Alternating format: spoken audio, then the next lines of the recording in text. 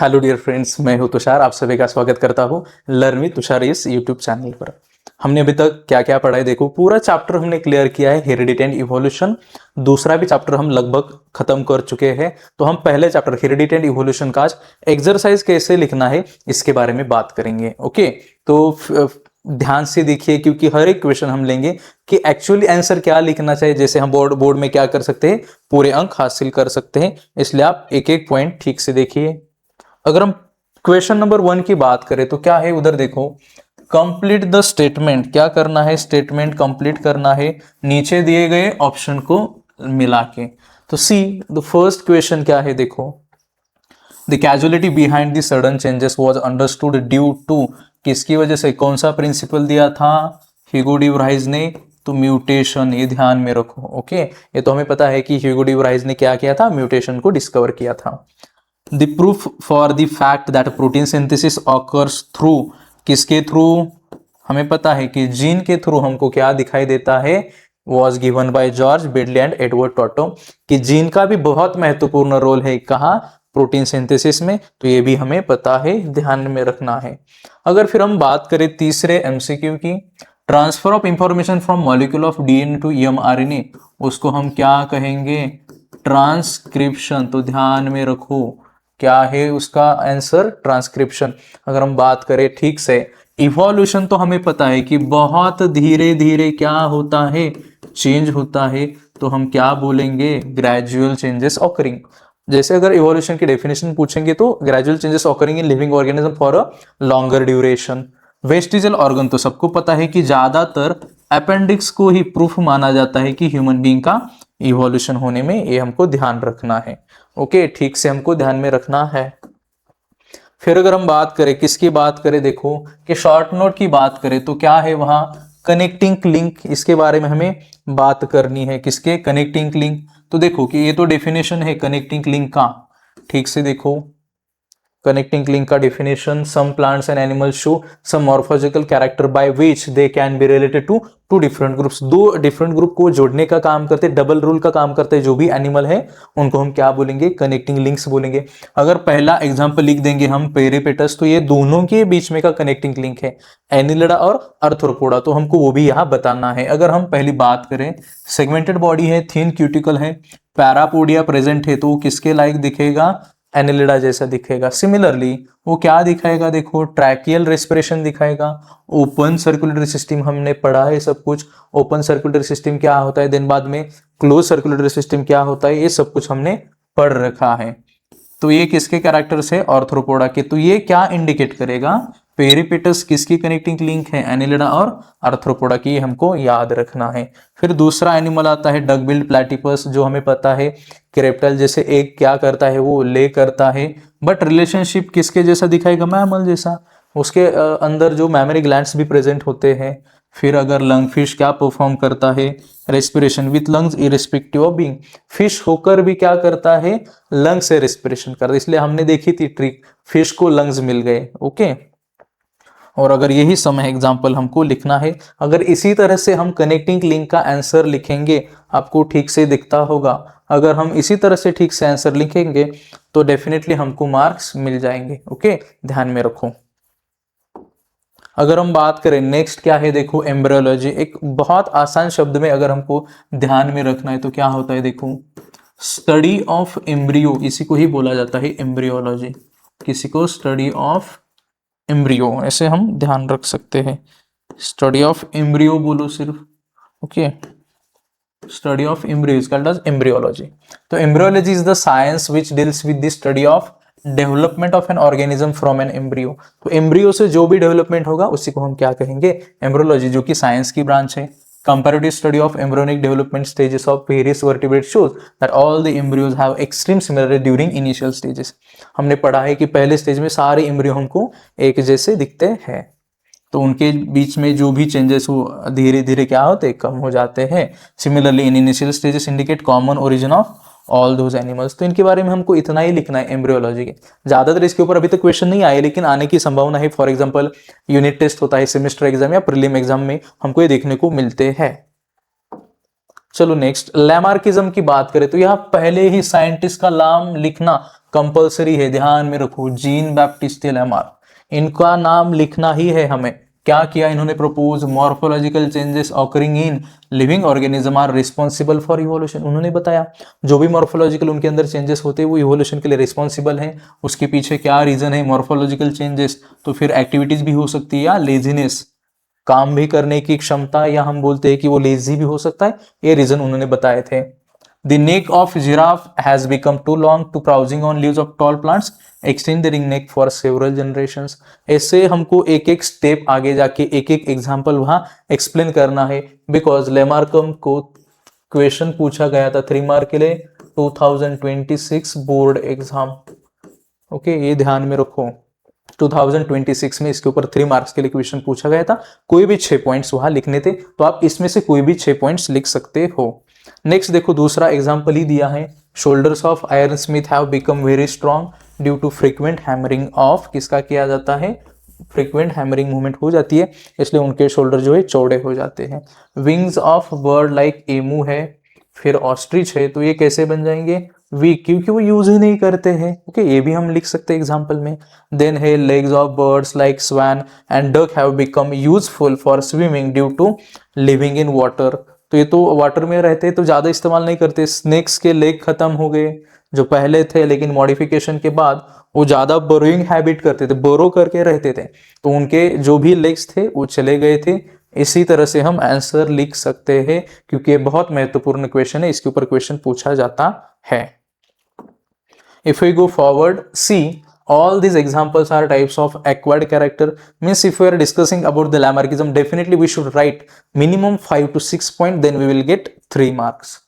Characters and they are transferred from generation to another generation, this is called as theory of inheritance of acquired characters, या उसी को ही बोला जाता है Lamarckism. So keep in mind what is the exactly definition of Lamarckism and theory of inheritance of acquired characters.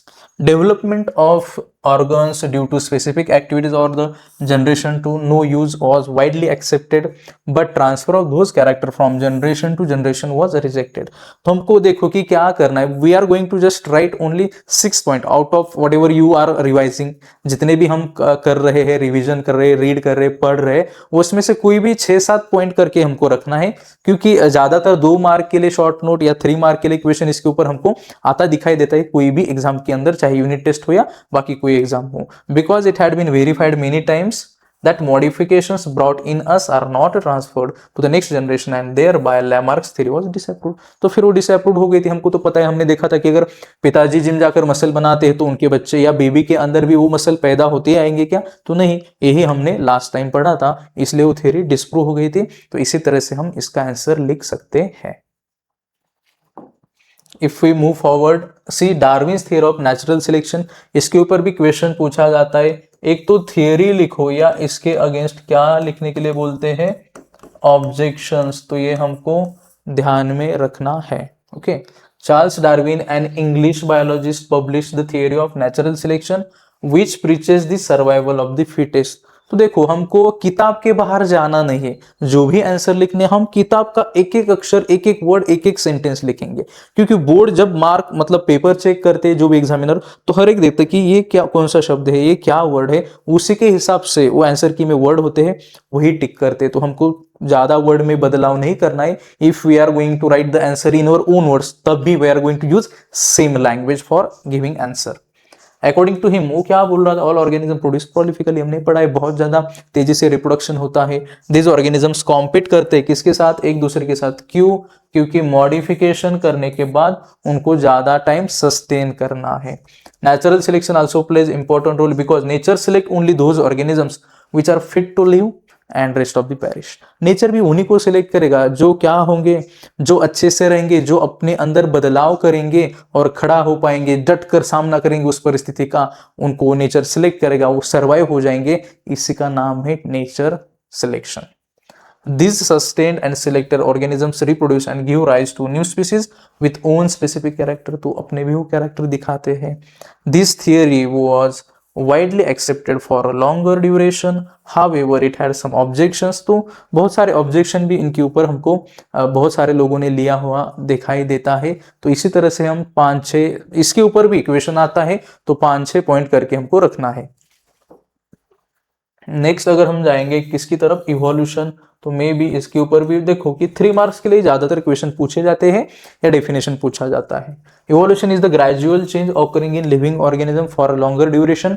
इसी के साथ evolution का कोई भी क्वेश्चन है, मतलब थियरी ऑफ इवोल्यूशन होगा या ओनली इवोल्यूशन, इसी के साथ हम शुरुआत कर सकते हैं। तो ये बहुत स्लो गोइंग प्रोसेस है through which development of organism achieve, बहुत धीरे धीरे हो जाएगा और डेवलपमेंट अचीव की जाएगी।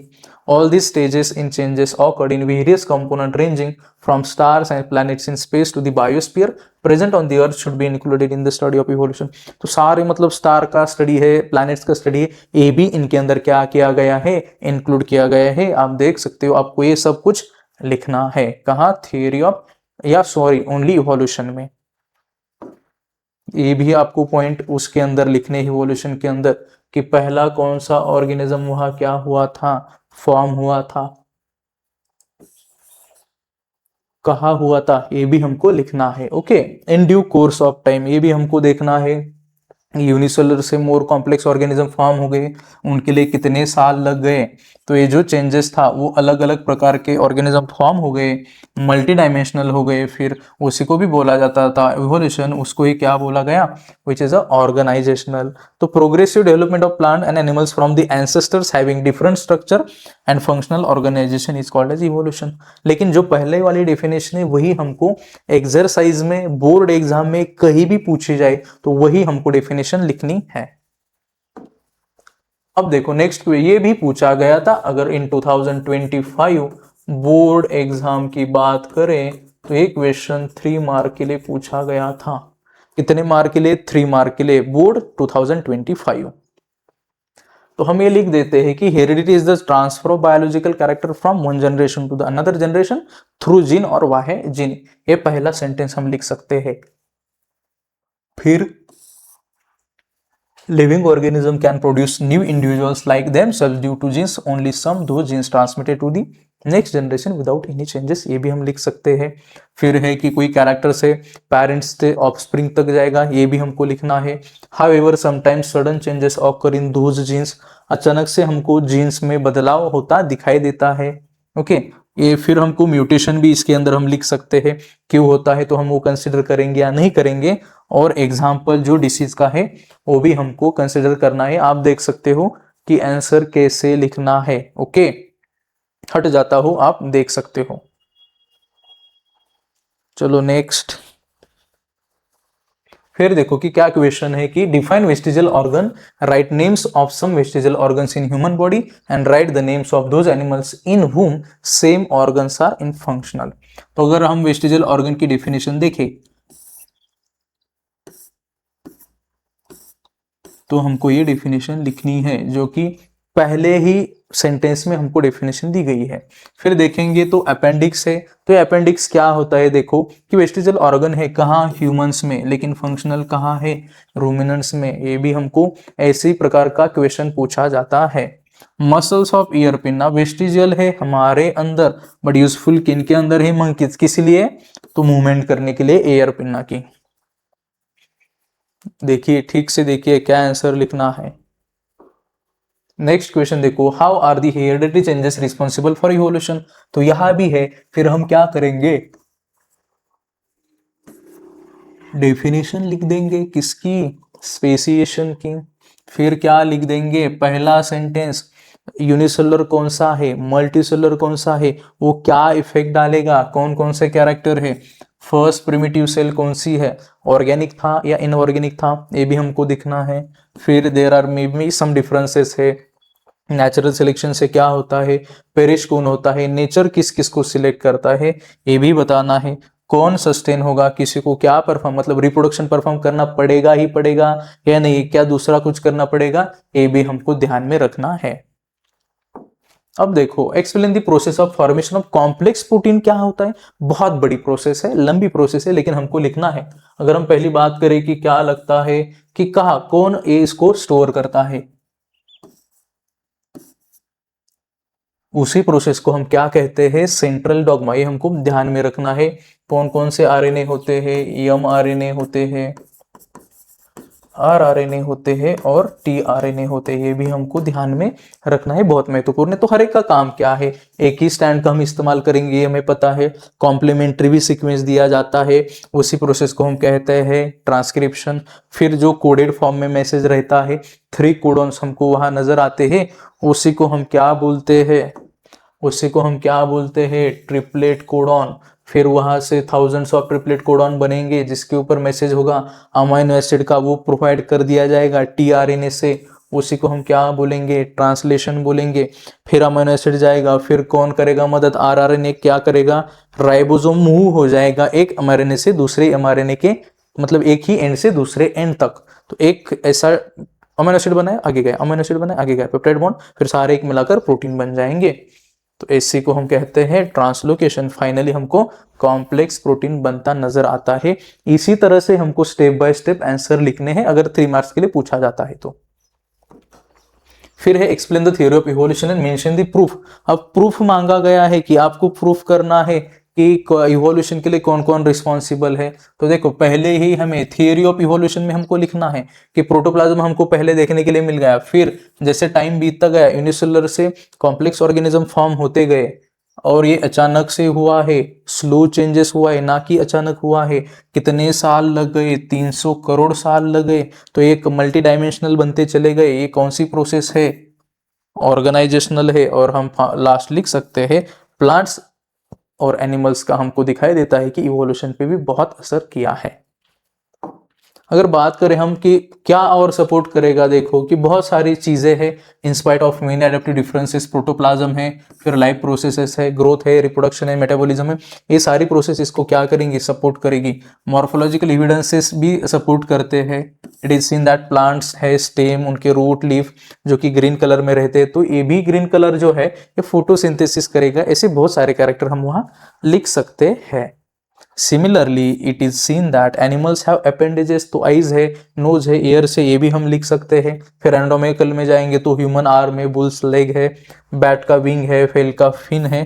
तो ऐसे हम बता सकते हैं कि इनके जो एंसेस्टर है वो सेम थे, ये तो हम बता सकते हैं। तो इतने सारी चीजें हमारे पास है। फिर अगर हम बात करें वेस्टिजल ऑर्गन है, फिर टेल बोन, उसी को हम कॉकिक्स बोलते हैं। प्रेजेंट है ह्यूमन में, वो जो क्या करेगा, इंडिकेट करेगा कि जो लॉस्ट हुई है टेल, तो ये भी मंकी की भी लॉस्ट टेल हुई थी। तो इस सारे कड़ियों को हम जोड़ सकते हैं। At embryological level similarities are observe during initial stage which indicates common origin. हमने देखा था जो भी इनिशियल स्टेज है वह सारे एम्ब्रियो एक जैसे दिखाई देते हैं, तो हम भी वहां बोल सकते हैं कि एंसेस्टर कॉमन थे। Thus there are few evidences which support fact that evolution is sequential. तो ऐसे बहुत सारे हमारे पास क्या है, फैक्टर्स है, उससे हम बता सकते हैं कि एविडेंस या इवोल्यूशन ऐसा ऐसा हुआ है। Explain with example, suitable example, suit पहन के एग्जाम्पल देना, ना सिर्फ सुटेबल एग्जाम्पल। किसका, एनाटॉमिकल एविडेंसेस का। तो हमने देखा है एनाटॉमिकल एविडेंसेस में मतलब क्या आएगा, वहां देखो कैट का 4 लेग है, फ्लिपर का वेल है, पटेजियम है, बैट का, ह्यूमन का हैंड। तो इनके स्ट्रक्चर तो सेम दिखाई देता है, लेकिन फंक्शन अलग अलग है। जॉइंट सेम है, फंक्शन अलग अलग है। तो use of each structure is different in respective animals. हर एक का जो स्ट्रक्चर सेम है लेकिन फंक्शन डिफरेंट हमको दिखाई देता है। सिमिलरिटी है स्ट्रक्चर बोन्स में, जॉइंट में, okay. This similarity indicates that it is a anatomical evolution. ये भी हमको याद रखना है। नेक्स्ट है डिफाइन फॉसिल और explain the importance of fossil as a proof of evolution. तो फॉसिल को डिफाइन करो as a proof of evolution का, हमको आप बताओ कि ये क्यों प्रूफ है। अब बात करें, देखो फॉसिल किसको कहेंगे, पहले देखो remnants and the impressions of organisms which get buried या बरीड रिमेन प्रिजर्व अंडरग्राउंड। तो जो भी प्रिजर्व किए गए हैं, जो भी रेमनंट्स है ऑर्गेनिज्म के, उनको हम क्या कहेंगे, फॉसिल्स कहेंगे। Study of fossil is an important aspect of study of evolution. तो ये भी एक इवोल्यूशन का एस्पेक्ट है। फिर हमें बताना है कि क्या कम हो जाता है, C12 या C14, उनका रेशियो कितना होता है, कार्बन डेटिंग मेथड क्या है, ये हमको बताना है। C12 एंड C14, तो कौन सा रेडियो एक्टिव है, कौन सा नॉन रेडियो एक्टिव है, ये भी हमको बताना है।